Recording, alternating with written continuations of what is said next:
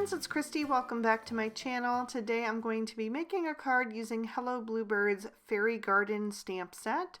So I've stamped those images out on some Spectrum Noir Ultra Smooth Premium White cardstock with Lawn Fawn Jet Black ink, and I'll be coloring with my Copic markers. I'm starting with my first fairy's skin, and for her I'm using E000, E00, and E11. So this will be a fair Caucasian skin shade.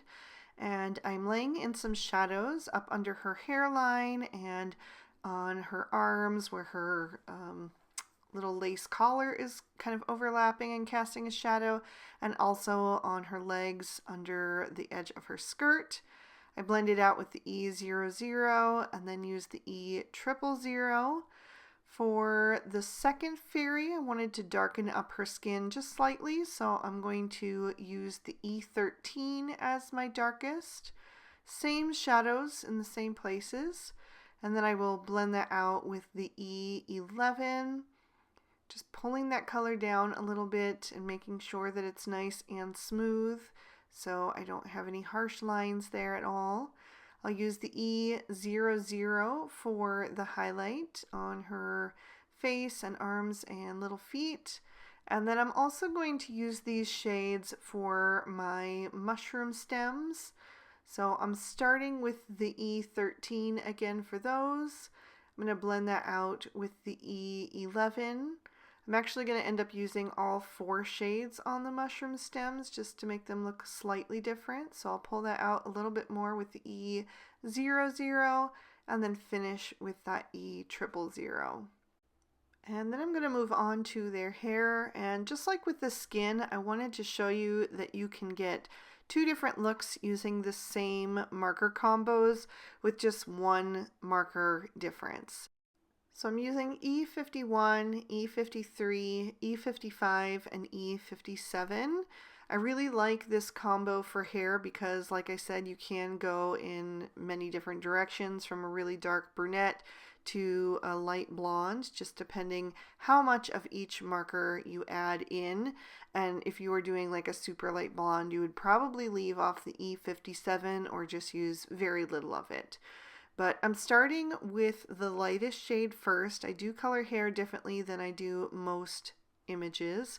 I go lightest to darkest. So I use the E51 to map out where I eventually want my darkest shades to go. And then I work my way up gradually through the shades until I get all the way to the darkest one, the E57.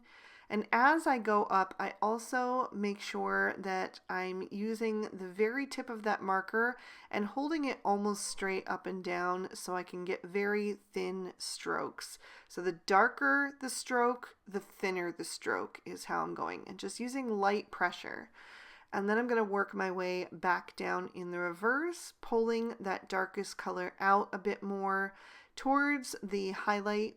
For her, I wanted it to be on the crown of her head, slightly over on the right hand side there, and then also toward the right of her bun where it is a little bit thicker on that one side. So I'm just pulling up towards that area with the E53 now, and then I'll come in with that lightest shade, the E51, and just fill in any remaining white space.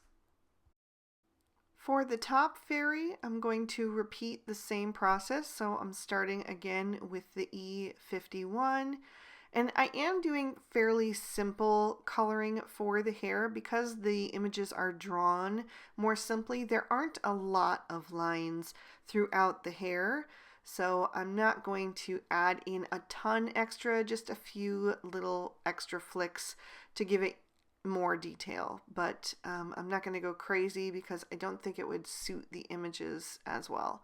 So I am deepening that up all the way to the E55.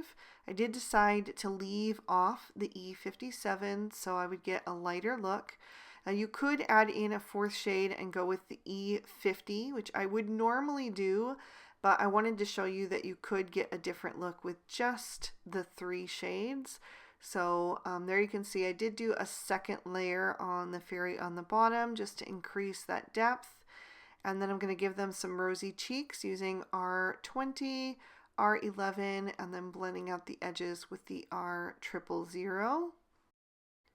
I'm going to keep out those marker shades and color in these bell-shaped flowers.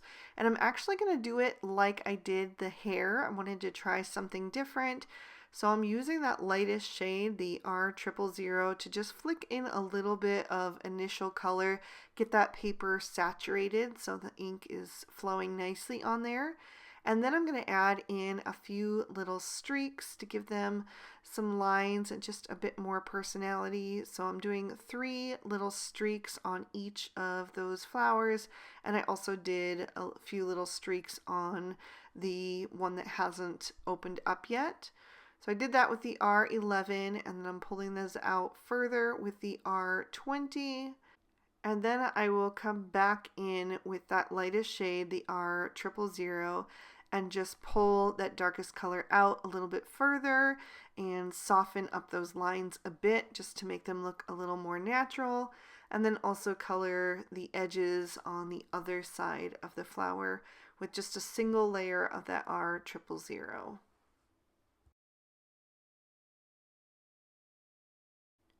Next, I wanted to do some yellow flowers, so I went with Y000, YR20, and YR21.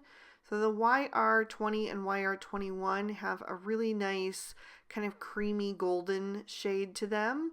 And then that Y000 has a little bit more of a brighter yellow tone, but it's very, very soft.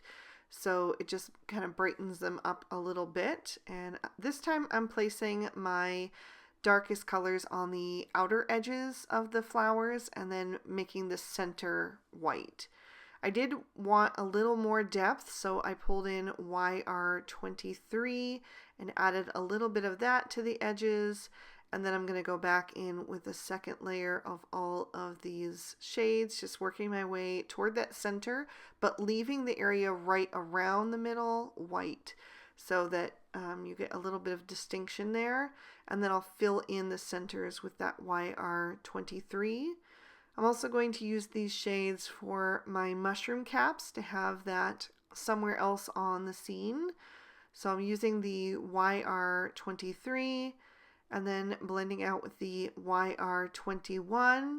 I am going to squeeze all 4 shades onto here and even add in a 5th one in just a minute. So now I'm adding the YR20 and then use the Y000, but on these larger images it was pretty hard to get it to blend. So I did pull in the Y11 to just help bridge the gap between the YR20 and the Y000. And then I used the YR23 for the dots on the smaller mushroom. My next combo is BG10, BG11, and BG13. And I'm going to use these on the flowers on the left, the ones that look almost like marigolds or something like that. But I just wanted a little bit of aqua on there. So started with the BG13, blended out with the BG11, and then used the BG10, and then went back in with the BG13 for a little extra depth right at the edge of the little cap. And then I'm going to use the BG11 and BG10 for my fairies dresses. I wanted them to have white dresses, so I'm just adding a little bit of shading with those shades. And then to bridge the gap between the BG10 and the white cardstock, which is going to be the highlight, I decided to add in just a little bit of BG70. It's a really, really pale, barely there shade, so it's a perfect blend for those areas. And I often use it on fairies' wings, which I will do on this scene as well. It's super, super pale. So I ended up actually adding in a little bit of BG10 right at the base of each of those wings just to make it a little bit more bold. And then I will blend that back out with the BG70. But I just love the really ethereal quality that this BG70 has. It's just a super beautiful, barely there shade. So I'm going to move on to my greenery now, and I'm going to do all of the leaves in the same shades. So I'm going to use YG61, YG63, and YG67.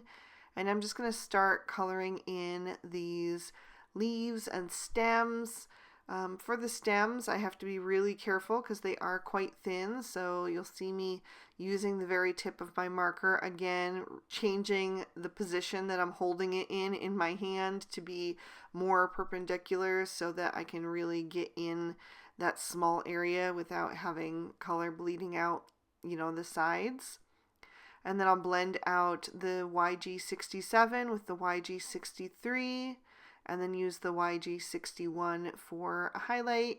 And I just decided to do like one little section at a time rather than doing all of the darkest shadows and then all of the mid-tone and all of the highlight.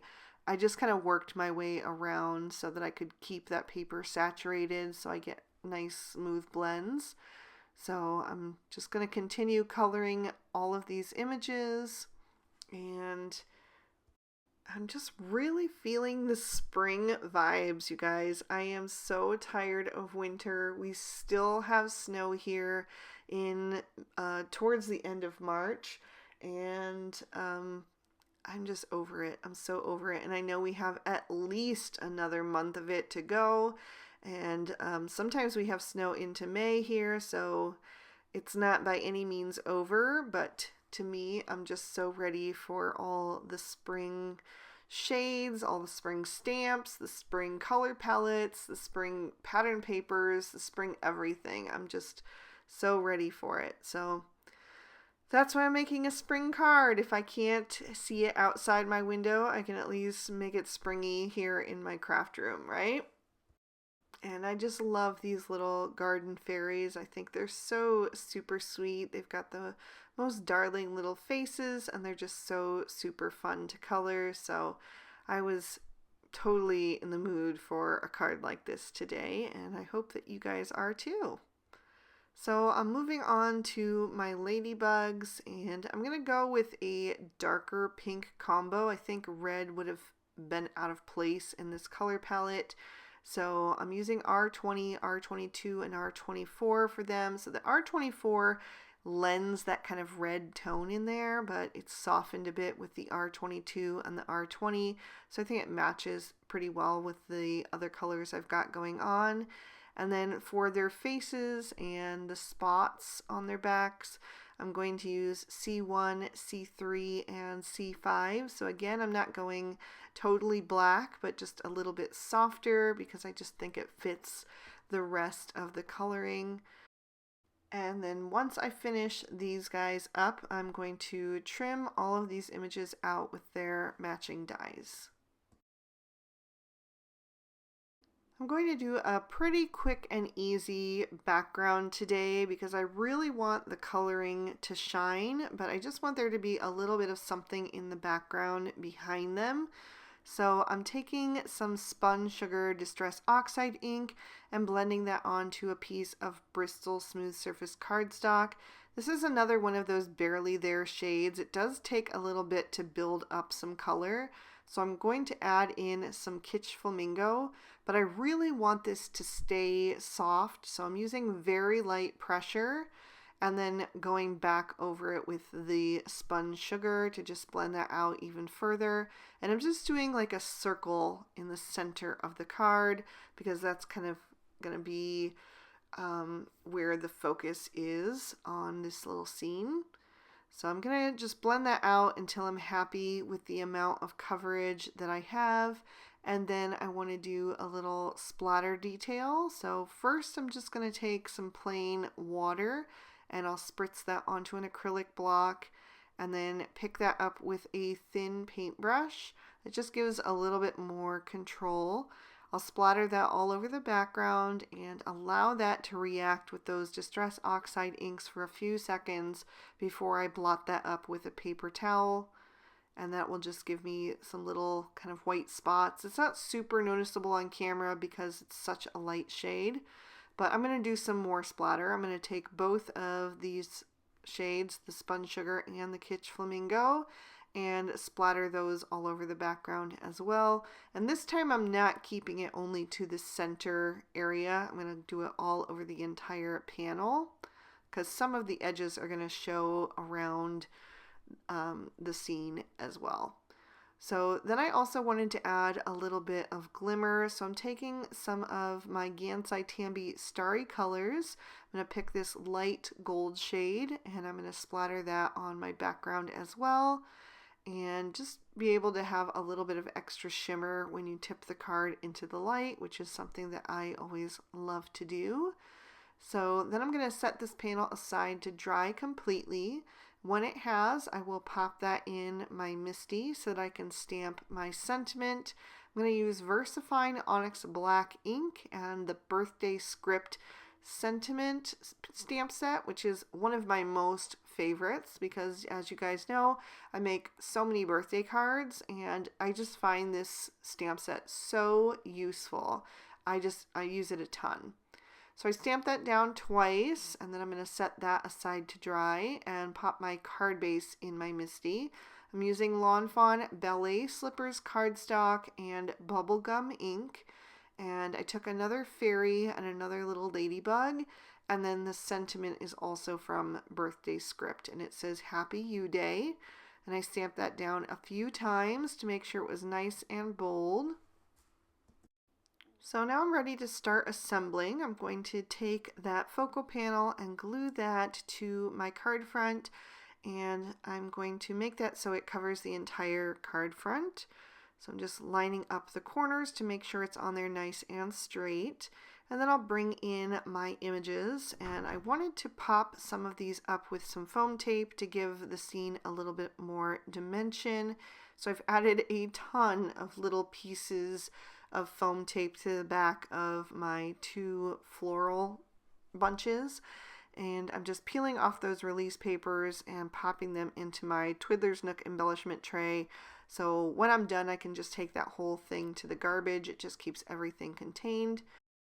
I'm going to set these large floral images down very gently on this background because I'm not 100% sure that's exactly where I want them to land in the final scene, especially the one on the left. So I'm just placing that down gently, and I'm going to hide the fact that it doesn't come all the way down to the bottom with the yellow floral. But I could see that I wanted that a little bit higher, that I had some room to move that up. So I'm going to peel that up.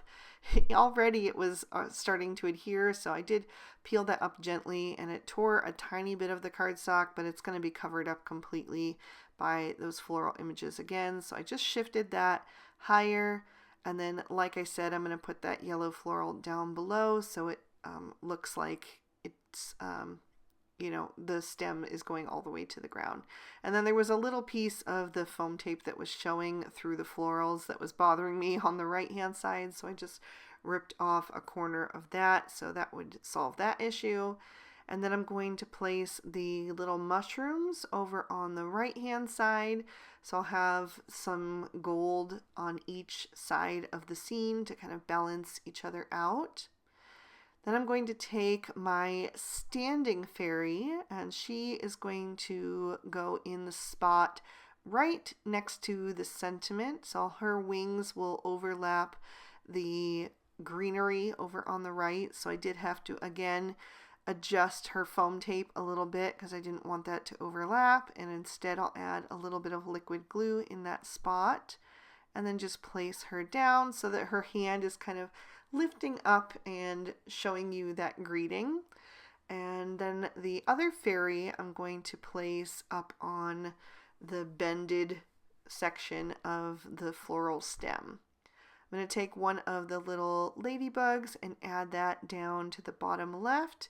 And then the other one I knew I wanted on the right. I just wasn't sure exactly where, but I thought standing on this leaf, kind of holding on to the floral stem, looked pretty cute and also gave the card a little bit of balance. I did put a tiny piece of foam tape in the gap between the leaves and stem just to support him a little bit better, and then popped him down into place. And then I wanted to finish with a little bit of extra shimmer, so I decided to add some sparkling clear sequins in a couple different sizes. This is actually a mixed pack, so you get all of the sizes in one. And I am just placing those down on my scene using my Studio Katia embellishment wand and again my Barely Art Precision Craft Glue. And then I am going to let those dry for maybe a minute, and then I want to fill in the holes with some glitter. I also wanted to add some glitter to the fairies' wings because of course they need glitter. So I'm adding some Stardust Stickles right to that. And that will help them look just a little bit more magical, as every fairy should. So once I'm done with that, I also wanted it in just a couple more places. So I'm going to end up putting it in the centers of the yellow flowers and also on the little spots on the smaller mushroom.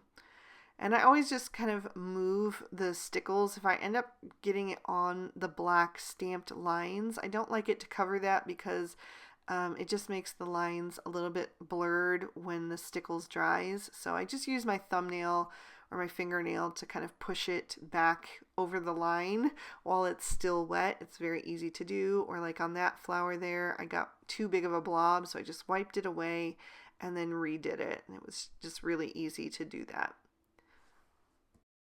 And that is going to complete this card. I will pick that up and show you all of the detail, give you another peek at that shimmer and shine, and of course a look at the inside as well. I really hope you guys enjoyed this one. If you are also loving spring content right now, please give the video a thumbs up to let me know. Make sure that you're subscribed and have your notification bell turned on so you're always alerted when I post a new video. All of the products that I used will be listed and linked for you in the description bar below. And if you'd like to keep watching, here are 2 extra videos I thought you might also enjoy. You can click on either one to check them out. Thank you so much for spending your time with me today. I hope you had a good one, and I'll see you soon in another video. Bye-bye.